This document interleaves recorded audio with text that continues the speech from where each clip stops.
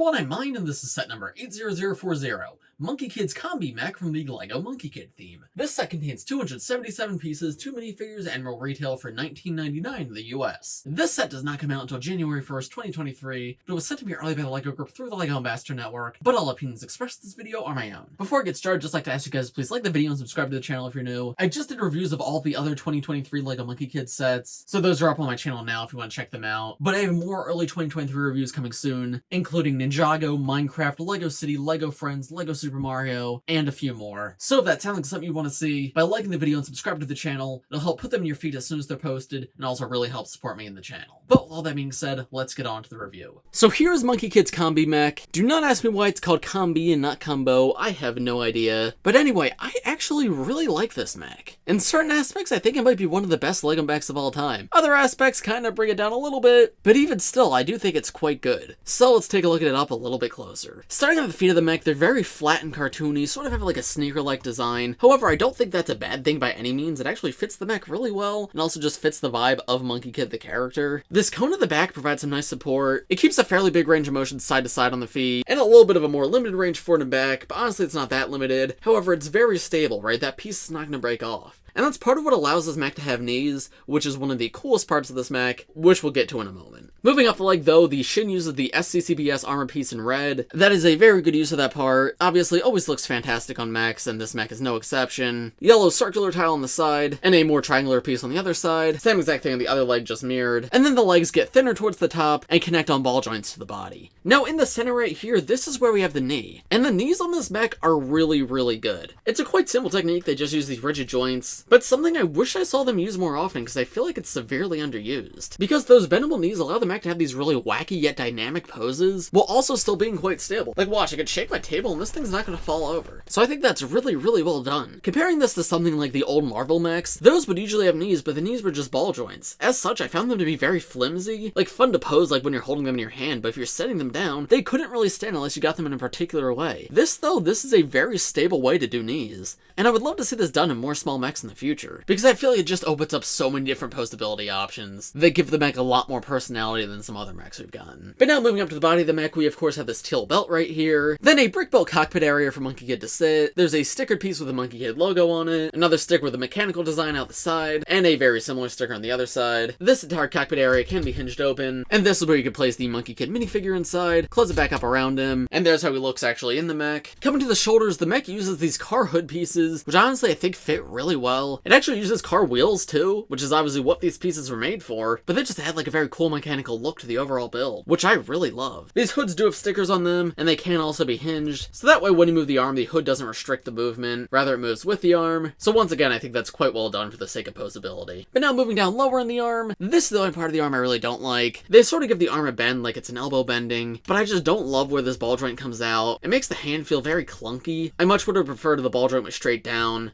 because yeah, I'm not the biggest fan of that. Because especially the sword hand, I don't know, something about the way this moves does not feel right to me. This is definitely not that difficult to customize and change if you wanted to, but by default I just don't like how this connects. The hands themselves though are well done.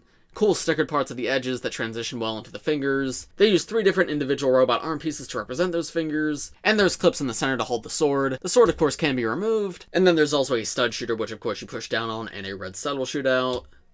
Here's a look at that sword. It's an all-new giant golden blade for this wave. Definitely very oversized for this mech. And I know oversized sword is a lot of times what they're going for because it's goofy and fun. However, this time around, I think it might be maybe a bit too oversized. I don't know. You guys will let me know what you think. But the sword's like taller than the mech, so I feel like it maybe looks a bit silly in the hand. But the blade still is a very cool part regardless. I like the sort of whimsical, cloudy vibes it has at the base right here. The other hand's exactly the same down to the stud shooter, just mirrored. The only difference is now he has a giant staff. Obviously, giant Monkey Kid staff, iconic part of pretty much every Monkey Kid mech. I like the use of the fez and cone pieces at the ends to give the tops of the staff a bit of shape, but if you remove the staff from the mech's hand, you can see there's nothing all too crazy about the way it's built otherwise. It looks good, does what it needs to, but it is just another giant staff. And then we come to the back of the mech, where you can see there's 2 clips. Now, if this is the only Monkey Kid set you have from this wave, you could easily just attach Monkey Kid's staff right here. Use this as a place to store accessories when you're not using them. However, that's not their intended function. You see, if you also have Mech Jet from this wave, You can have mace down on those gray pieces right there, attach these gold bars to those clips, and there you go, now you have the mech and the jet combined. This definitely looks very cool, especially like those giant blades out the back. Sort of makes it look like the mech has a jetpack. However, I will say the jet is very long. It's about as tall as the Monkey Kid mech, so these grid blades will drag against the floor. As such, it limits the posability of the mech when the jet's connected, because you can't really spread the legs out or anything, because then the jet will be taller than the mech, and then the feet will no longer be able to touch the ground and it'll just topple over. So having things like this definitely limits posability. However, it definitely looks really cool, and I like that you could fit both May and Monkey Kid in here at the same time. So yeah, I think it's a very fun option. The base mech nor the base jet don't suffer because this transformation exists,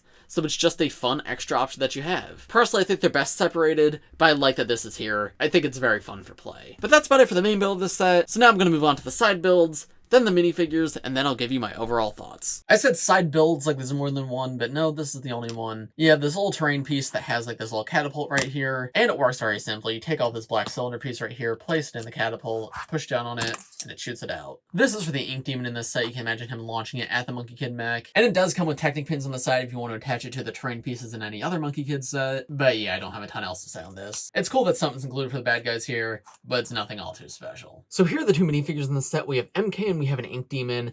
Now this version of MK is really, really cool. Now he is not new for this set, however, he only came in one set previously, and I believe the set was $100. It was the Fire Ring. His torso is also super armored. It reminds me a lot of actually the Monkey King mech. It's almost like the mech reduced down into a minifigure torso print, which is genuinely quite cool. But yeah, the color combination is great, the design is great, and the level of detail is great too with the arm printing and everything. I'm very impressed they included this minifigure in the set, because they very easily could have included just a more generic version of Monkey Kid, but no, they included one of the best versions of Monkey Kid ever, which was previously exclusive to a much bigger set. So I love that you get this incredible figure here for only $20. The face